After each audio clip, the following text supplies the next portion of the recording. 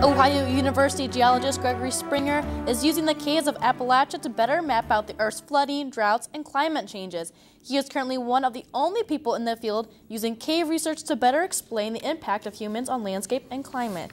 Now, Mr. Springer joins us now in our studio. Thanks for being here this evening. Thank you for having me. Now, you go underground to conduct this research. Where do you go to do all this? Well, I spend most of my time working in West Virginia, and there are well over 1,000 caves in the county that I work in. Now, when you go down into the caves, what exactly are you doing? Well, getting wet and muddy, first of all, and then we're typically going in to sample cave sediments, so essentially dirt that has been deposited by streams in the cave. So why are you getting dirty and muddy down there? Most caves tend to have at least a little bit of mud, and for whatever reason, we've been lucky and we get very muddy caves to work in. Why are you doing this then?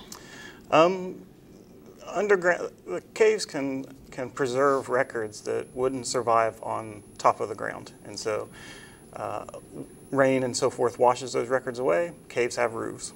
Besides all the research, you have to be enjoying this job, getting down, dirty. It sounds like a lot of fun. Why do you enjoy doing this? I've enjoyed caving since I was a kid, and the research is just interesting puzzles, and it gives me a very good excuse to go underground. You said you've been caving since you've been a kid. How long have you been doing research? I've been doing research in caves since it's at least 30 years. So. You've been doing this for so long. What's your most interesting find so far?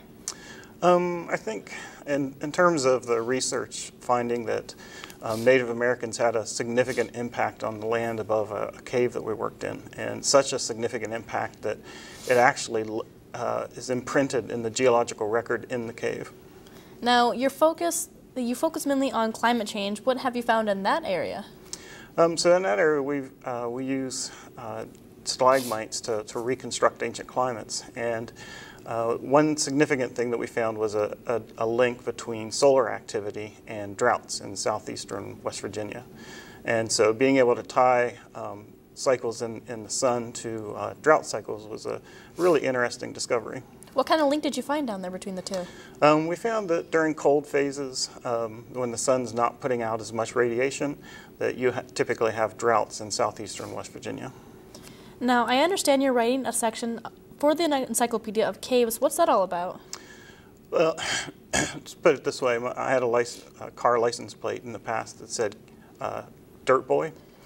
And so the article is actually about cave sediments, largely deposited by streams, and how we can interpret those to learn something about the past. Now, what exactly did you put in there about that? I included a variety of things, but primarily about how floods, for instance, of surface rivers are recorded in caves because the rivers flood the caves. Now, some of your work has been in the Buckeye Creek Cave. Just briefly, where is that and what are you doing there? That's near Lewisburg, West Virginia. It's near the Greenbrier Inn, which is a 4- or 5-star resort. In that cave, we're primarily reconstructing land use and climate. Well, Mr. Springer, thanks for being here this evening. Thank you for inviting me.